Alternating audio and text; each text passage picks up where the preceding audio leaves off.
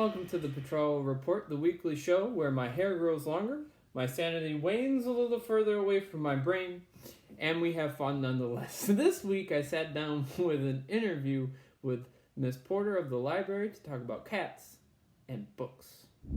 And welcome, Mrs. Porter. We're here with Mrs. Porter today. How you doing? Great.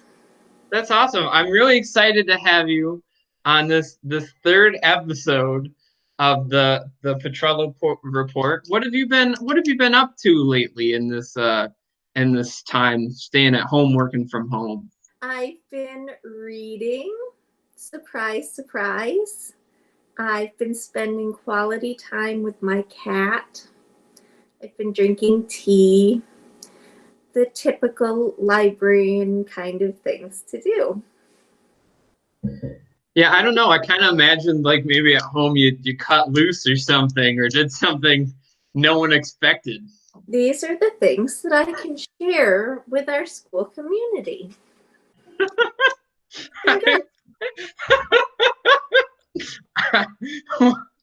Well, thank you for sharing. You mentioned your cat. What's your cat's name? My cat's name is Minnow. Minnow May Porter. Also known at times as Miss Purrs, sometimes known as Squeakers, sometimes known as Little One. Her real name is Minnow, though. Why does your cat have so many different names? I don't know. It's whatever comes out of my mouth in times. Whatever works. Well, as you've seen in my other videos, I have a really great editing crew that works on the show.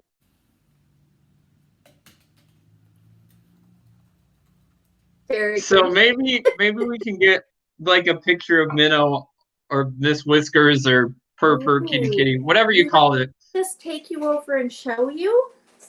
Oh, this is exciting. Sure. Live. Here we go. This is good. Not very exciting right now because she's sleeping. But let's see if we can get her on here. Oh, she woke up. There she is. Say hi. Oh, she's going back to sleep. She knows what's up. There she is. Good nap there, Minnow. That was exciting. We had like a real life thing on the show. My editing crew is gonna love that because it's gonna be so much less work for them. Your editing crew is gonna be very busy this week. Okay, so as I ask all my guests, I want you to give us a little bit of your history, like where you come from, what brought you to where you are today. Well, I'm from glamorous, exciting Fayetteville, New York. I'm I've lived here all of my life, except for a few excursions to faraway places. But for the most part, yeah, I live about a mile down the road from where I grew up. And I am very happy here. Love Central New York. It's a good place to be. You were at one point actually not a librarian, but you were an English teacher. That is true. I started out with an English major, which nobody knows what to do with. So I became a publicist for films, which was really cool, like real life movies, the big ones you see in the theaters. And I realized I would have to leave Fayetteville, New York, and go to somewhere like Los Angeles or New York City. I didn't want to do that. So I said, I'll go back to school to be either a librarian or an English teacher. And I chose the English teacher part first, and it was awesome. But then I said, why can't I do both? So I went back to school to become a librarian. Cool. Is there anything you miss about being an English teacher? You said you did both and you're a librarian now, but do you miss anything about doing that? I do. I love being an English teacher. I was a high school English teacher, so I miss some of the books that we read in high school. They're a little bit different than the storybooks I read in the elementary library.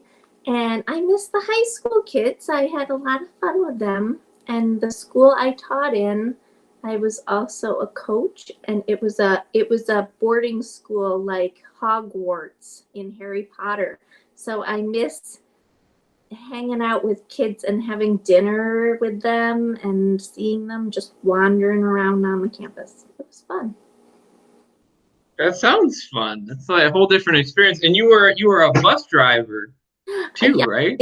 I had my. Where did you find this stuff out? You told me. I did. I That's happening to me a lot lately. I did. I still have it. I have a license to drive a bus. Fabius Pompey does not make me do that, which is probably just as well, but Well, they might not have am, known. Now they know. They're gonna come after you to that's a maybe scary, drive the that's bus. never, you're gonna cut that, edit that, right? Then We'll see.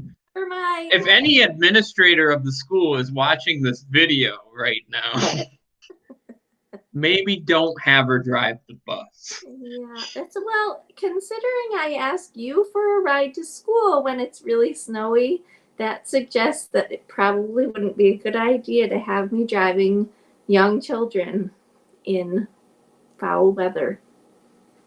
It's probably a good idea.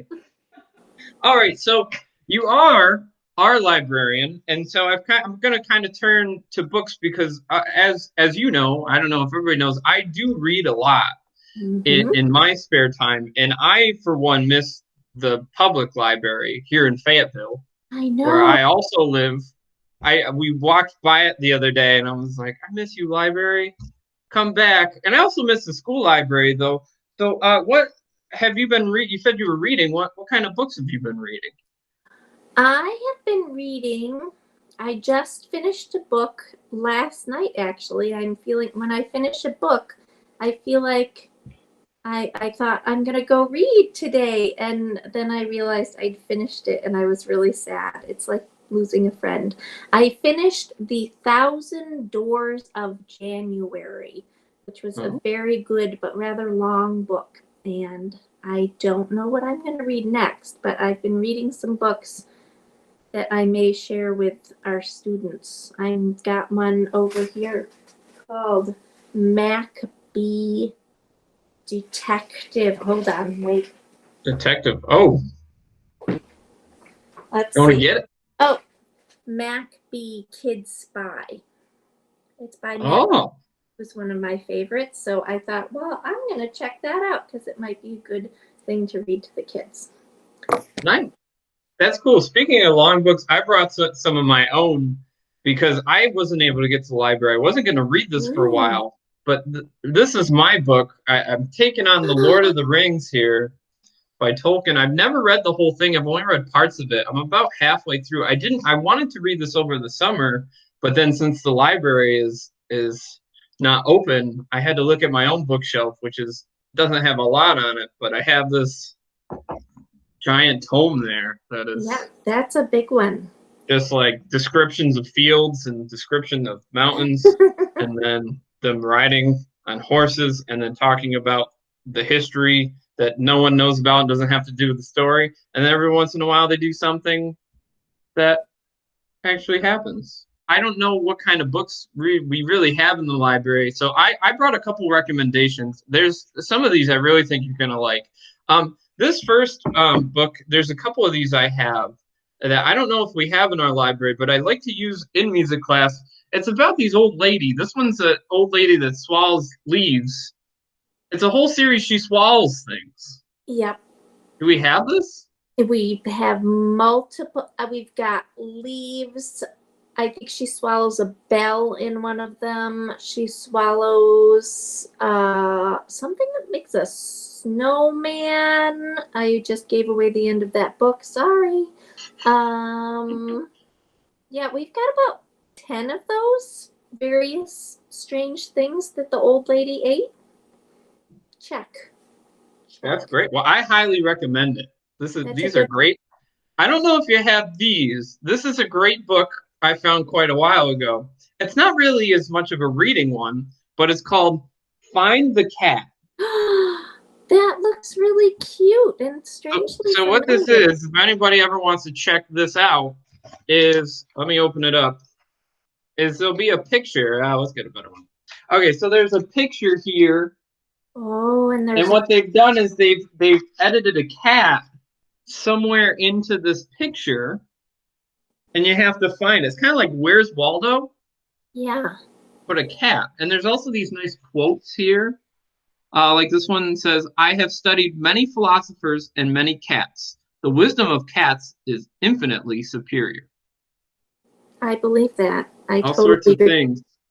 Aren't you a dog person, though? Didn't you tell me you were a dog person? I like cats, but I'm allergic to them. Oh, that does So cause I could never live with a cat. Be very uncomfortable. I also have this other really great book. This just one final one I brought to share. I maybe get your thoughts on. It's actually called Find Two Cats from the makers of Find a Cat. Same idea. They give you a picture, Ew. but they've hidden not just one, but two cats.